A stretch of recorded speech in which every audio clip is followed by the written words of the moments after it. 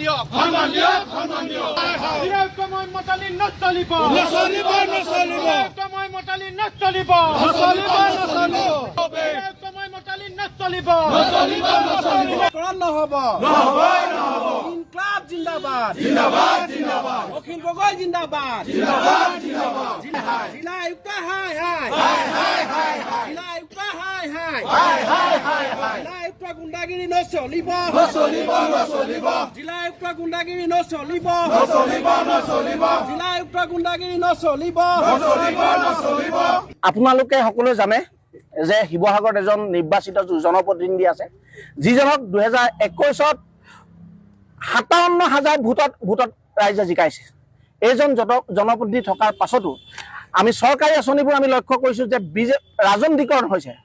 আমি এই কথা আমি তীব্ৰ নিন্দা কৰিছোঁ আৰু আমি এই কথাটো আমি এটা কথা চাইছোঁ যে উপায়ুক্তজনে ইচ্ছাকৃত পৰিকল্পিতভাৱে আমাৰ জনপ্ৰতিনিধিক অপমান কৰিবলৈ চেষ্টা কৰিছে আৰু বিজেপি মানুহক আনি ইয়াৰ শিৱসাগৰ বায়ু পানীৰ লগত সম্পৰ্কিত নথকা থাউৰাৰ বিধায়কক আনি পেলাই আমি প্ৰাক্তন বিধায়কক আনি ইয়াত বিজেপিয়ে আমাৰ পতাপ বিতৰণৰ কাৰ্যসূচী হাতত লৈছে। এয়া আমি তীব্ৰ নিন্দা কৰিছোঁ। আচলতে তেওঁ আমাৰ জিলা আয়ুক্তনে তেওঁ আচলতে বিজেপিৰ চামচা এই কথাটো আমি জানিব খুজিছোঁ। আচলতে তেওঁ আমাৰ আজি এই কথাটো আমি তেওঁৰ পৰা কৈফত ল'বৰ কাৰণে আহিছোঁ যে তেওঁ কিয় এনে কাম কৰিছে। আৰু শিৱসাগৰ নিৰ্বাচিত আমাৰ জনপ্ৰতিনিধি অখিল গগৈ থকাৰ পাছত আমি বাৰে বাৰে আমি লক্ষ্য কৰিছোঁ যে তেওঁক অপমান কৰিবলৈ চেষ্টা কৰি থকা হৈছে। এয়া পৰিকল্পিত। আচলতে তেখেতে এখন চৰকাৰী মৰ্যাদা সম্পন্ন আসনত বহি থকাৰ পাছতো বাৰে বাৰে বিজেপিকৰণ কৰি থকা চৰকাৰী আঁচনিসমূহ বিজেপিকৰণ আমি কৰি থকা লক্ষ্য কৰিছোঁ আৰু সেই কথা আমি তীব্ৰ নিন্দা কৰিছোঁ। আমি তেখেতৰ পৰা জানিবলৈ আহিছোঁ আচলতে ইয়াৰ লগত কি উদ্দেশ্য আহিছে। তেখেতে জিলা আয়ুক্তনে আচলতে বিজেপি তেখেত নেতা, এই কথাটো আমি তেখেতৰ পৰা আমি স্পষ্টীকৰণ ল'বলৈ আহিছোঁ। তেখেত বিজেপি এজন দালাল, এই কথা আমি তেখেতৰ পৰা স্পষ্টীকৰণ ল'বলৈ আহিছোঁ। আৰু যদি আজি আমি এক কথা স্পষ্ট কৰিব খুজিছোঁ, আজি আমি যি মাটি পট্টা বিতৰণ কাৰ্যসূচী আপোনালোকে লক্ষ্য কৰিছে। আমাৰ এজন নিৰ্বাচিত জনপ্ৰতিনিধি থকাৰ পাছতো থাউৰাৰ প্ৰাক্তন বিধায়কক আচলতে নিমন্ত্ৰণ কি উদ্দেশ্য, ইয়াৰ লগত ইয়াৰ কি উদ্দেশ্য কি অভিসন্ধি জড়িত হৈ আছে, এই কথাটো আজি উপায়ুক্ত আমাক স্পষ্টীকৰণ দিব লাগিব।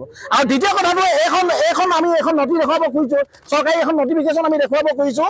আমাৰ যিবোৰ অসম দৰ্শন আঁচনি যিবোৰ নামঘৰ, এইখন আমাৰ BDO স্পষ্টভাৱে লিখা আছে যে আমাৰ জনপ্ৰতিনিধি অখিল গগৈ দ্বাৰা এইবোৰ হ'ব।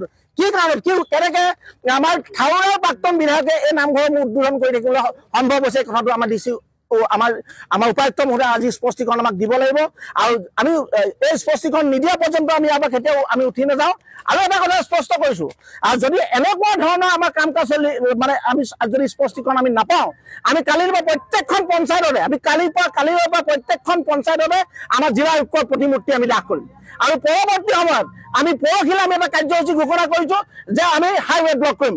যদিহে এনেকুৱা ধৰণৰ আমাৰ জনপ্ৰতিনিধি অপমান কৰা কাৰ্যত যদি উপায়ুক্ত যদি আঁতৰি নাহে বা এই সিদ্ধান্ত যদি অটল ৰাখে, তেতিয়াহ'লে আমি পৰহিলৈ আমি হাইৱে ব্লক কৰা কাৰ্যসূচী আমি ল'বলৈ বাধ্য হ'ম। আমাৰ এটা কথা উপায়ুক্তজনে জনা উচিত যে শিৱসাগৰত আমি 57,000 ৰাইজে ভোটাৰে তেখেতক আমি ভোট দি জনপ্ৰতিনিধি কৰিছে। তেখেতক এই জনপ্ৰতিনিধি অপমান কৰাৰ অধিকাৰ আমাৰ উপায়ুক্তৰ নাই। আমি এইটো স্পষ্টীকৰণ বাৰে বাৰে আমি এটা কথা ক'ব খুজিছোঁ যে তেখেতৰ কি উদ্দেশ্য জড়িত হৈ আছে। তেখেতে আচলতে বিজেপি নেতা নাই, আমাৰ শিৱসাগৰ জিলা আয়ুক্ত। এই কথাটো আজি যদি স্পষ্টীকৰণ তেখেতে নিদিয়ে, তেতিয়াহ'লে আমি ইয়াৰ পৰা কেতিয়াও উঠি নাযাওঁ। আৰু পৰৱৰ্তী ইয়াতকৈ আমি ডাঙৰ আন্দোলন আমি আজি তাৎক্ষণিকভাৱে খবৰ পাই আমি এইকেইটা মানুহ সমবেত হৈছোঁ, কিন্তু কালিলৈ পৰা যে পৰিৱেশ বেয়া হ'ব, কালিলৈ পৰা যে পৰিস্থিতি বেয়া হ'ব, এই কিন্তু নিশ্চিত।